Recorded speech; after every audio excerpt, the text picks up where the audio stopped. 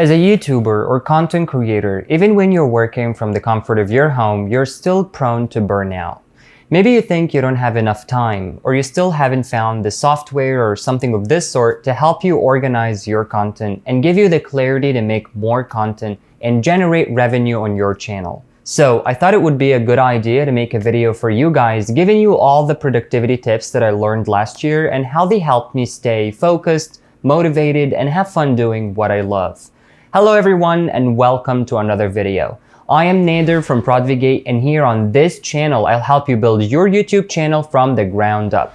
So if you're new to YouTube or you're still thinking of starting a YouTube channel and you want to learn about SEO, how to make content, or productivity tips like this video, please subscribe to the channel and click the bell so you don't miss out on anything.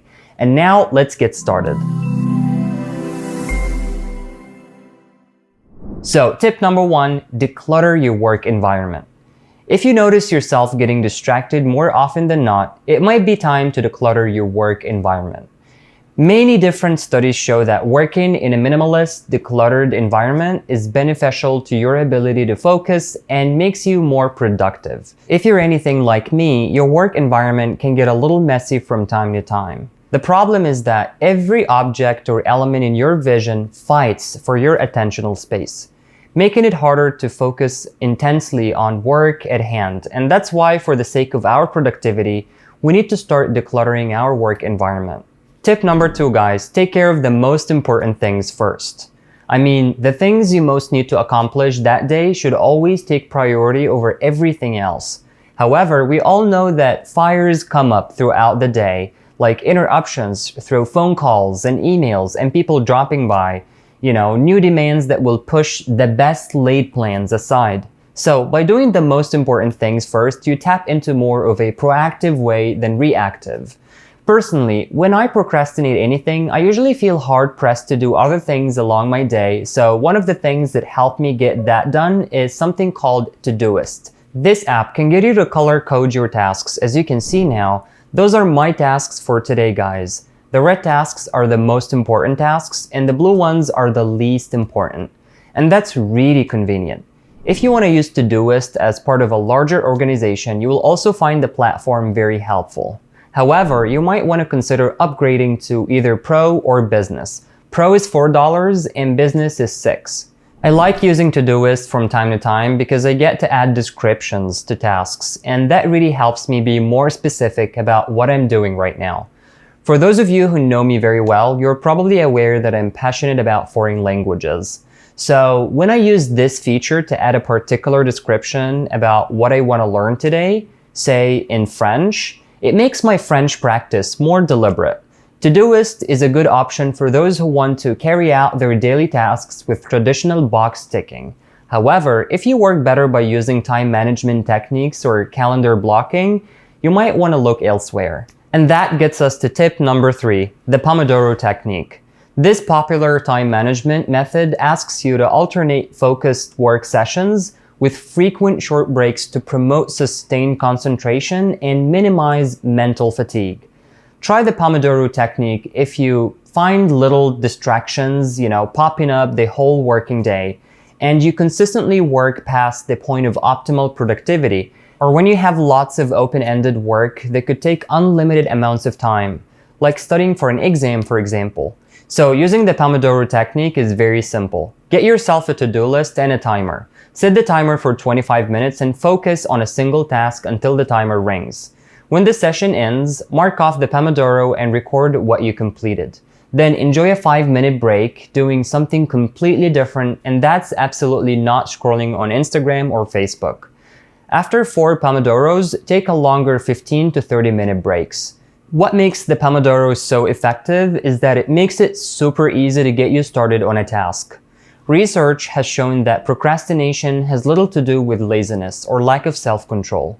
Rather, we put things off to avoid negative feelings. It's uncomfortable to stare down a big task or project, one you may not be sure how to even do, or one that involves a lot of uncertainty. So we turn to Twitter or Netflix to boost our moods. Personally, if I'm working on a particular task using this technique and that task doesn't really require me to listen to anything, I listen to a type of music on YouTube called binaural beats. You might say that binaural beats are a type of sound therapy. Anyone can listen to binaural beats tracks, and many of them are freely available on the internet. Listening to them is said to invoke brain states that help with anxiety, mood, focus, and more. A research based on 30-minute focus tasks suggested that binaural beats can enhance both performance and mood. I'm gonna leave a link to this research, guys, in the description of this video, so check it out. Alright, the next tip is embrace your calendar. I am a very absent-minded kind of person. I easily get distracted, and learning how to use a calendar to optimize my focus has been a game changer for me. Scheduling my most recent doctor's appointment reminded me of how valuable appointments are. Just the act of making an appointment helps set a date and time aside for a specific activity. Not only is setting aside a specific date and time helpful for meetings and doctor appointments, but you can also use this strategy to carve out time to spend with friends or to complete specific tasks on your to-do list. Now we don't have to leave it up to chance that we'll finish that lingering task because we already assigned a date and time for it. When planning our tasks and activities on the calendar, be realistic. Carve out enough time for each task and write down what time you'll start and finish your task. If in doubt, slightly overestimate how long it'll take. Overestimating is a great way to ensure you don't really feel rushed, and it allows you to have this extra time for unexpected events like, things that pop up from time to time that we weren't planning for. I mainly use Google Calendar because it's really easy to use and it's free, and it has all the features that I really need. One of the main advantages of Google Calendar is that its sharing abilities are so easy. Family members, friends, and others can share calendars with each other to keep track of meetings, appointments, birthdays, and so on. So guys, if you want to know how to use Google Calendar and optimize your work using it, please let me know in the comments down below, and I'll be more than happy to make a video about it and help you guys know how to use it better. And if you're using a calendar already, just let me know please in the comments which one are you using and what are the pros and cons of it. Tip number 4, stop relying on motivation. Motivation just doesn't work. Yes, it's important to a certain extent, but it can only take you so far. So sometimes there's nothing wrong with a quick boost of motivation, right? But the problem lies in only depending on motivation. It basically makes you think that you have to be motivated to take action. The problem with relying on and focusing on motivation is that it can have you just waiting for, a long time for motivation to take action, and you may think that if you're not motivated, then you shouldn't act on your goals. Having a lack of motivation from time to time is so normal, and it should be expected. So what you do instead is to focus on building habits. Habits take the decision-making out of the process. Once it's a habit, there is no need for motivation. Habits make actions persistent. Even if the action is small, it adds up and compounds in a big way. With habits, you're not waiting to be motivated, you're actually taking action every day on your goals. One of the greatest books out there right now about how to build habits is Atomic Habits by James Clear. I suggest you read this book and use it to build long-lasting habits. And speaking of reading, guys, you should always create reading lists if you'd like to read more. Having a reading list ready for all your books is going to get you more committed to finishing a certain book and getting to the next one. I usually keep my reading list on Notion. Notion is one of the fastest growing productivity apps right now. It has over 4 million active users at last count, and this constantly grows each day. If all you want to do is add a few notes and a grocery list, Notion makes it a lot easier to get started. Text editing is only the beginning. You can use Notion for journaling, note-taking, project managing, and so much more. It has a super clean and minimal interface, and also, one of the things that I like about Notion is that at any point in your typing, you can enter an app to create easy references to pages, people, and dates. You can also add calendars at any time. What's really cool though is that adding items to your calendar creates pages that work just like anything else in Notion. It's available everywhere. It has web, mobile, desktop versions. You can use most of Notion for free forever. The biggest limitation of the free plan is how much you can actually upload. But it's not a bed of roses though. Just like everything else in life, there are a few drawbacks on the app. First, it's very difficult to understand at first. If you're a beginner on Notion, it'll probably take you a few weeks to get the hang of it. And it doesn't really work without an internet. So if you're, uploading or writing something on Notion when you're offline, for example, you're gonna kiss your work goodbye. I guess those drawbacks aren't much of a deal breaker. You can get your productivity to the next level by just using Notion alone. If you want to know how to use Notion to optimize your work on your YouTube channel, let me know in the comments down below, and I'll make a video about it if it's gonna add value to you guys. These productivity tools are gonna help you sustain your growth on your YouTube channel if you use them regularly.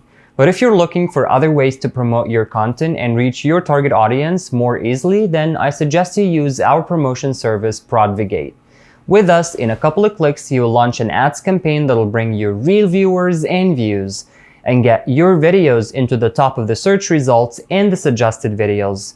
And all this without any cheating methods and bots, because we're an official Google partner. At the same time, you don't have to keep trying to figure out Google's advertising settings for eternity, because our smart algorithm will analyze your channel and select your target audience in no time. For all newcomers, we always have a promo code with a 20% discount on the first promotion. So you'll find this promo code in the description of this video, guys, so make sure to check it out. Step away from work. Yep, it may sound like a contradiction, but stepping away from work can actually boost productivity. Striking a work-life balance is essential to keep the creative juices flowing and staying energized. Don't buckle to the pressure that you need to create content at all hours of the day. Instead, make time for activities that refuel you, such as meeting up with friends. Taking a break from work can improve productivity by refreshing your intentions. Have you ever been a victim of what I call the YouTubing burnout? Has your passion for making content become tedious? Creating the same content all the day, every day, can be exhausting and drain your motivation. By pushing your comfort zone, you exercise your imagination and keep the process exciting. Who knows, maybe you even create the next viral trend on social media. And the second tip, guys, is get small milestones and reward yourself. Once you've determined your goals, you can split them up into smaller milestones. By creating small milestones and breaking up large tasks into smaller chunks, the work becomes more manageable. Project milestones are a powerful component for staying productive. We suggest that you introduce a reward system, stimulating a positive mood and overall productivity. The next tip is avoid distractions. How many times have you opened TikTok on a whim only to close the app an hour later? Even the smallest distraction can weaken productivity, guys, and it's really important to be proactive about avoiding distractions. And the next tip is engage with your audience. If you're lacking inspiration, then reach out to your audience and find out what they'd like to see on the channel. Rather than shoot in the dark, you can create the content your audience actually wants to see by simply asking them, respond to comments, encourage conversation, and lead your followers to other platforms where you're testing new content. And the next tip is be mindful about your social media consumption. It's really important to be aware of how much content that you consume, as well as the type of content. While there is value in staying on top of the trends, it's equally important to monitor your social media consumption and, avoid oversaturating your mind with too much content, and be conscious about consuming content that serves you and your brand. That's it for today, guys. Thank you so much for watching. If you like this video, please give it a thumbs up and click the bell so you don't miss out on anything. And if you're new to this channel, please consider subscribing so you can learn about SEO, YouTube, and productivity tips like in this video. So if you have any questions, please ask me in the comments down below. I literally answer every single message that I get on the channel. So thank you guys so much. I appreciate you and see you next time.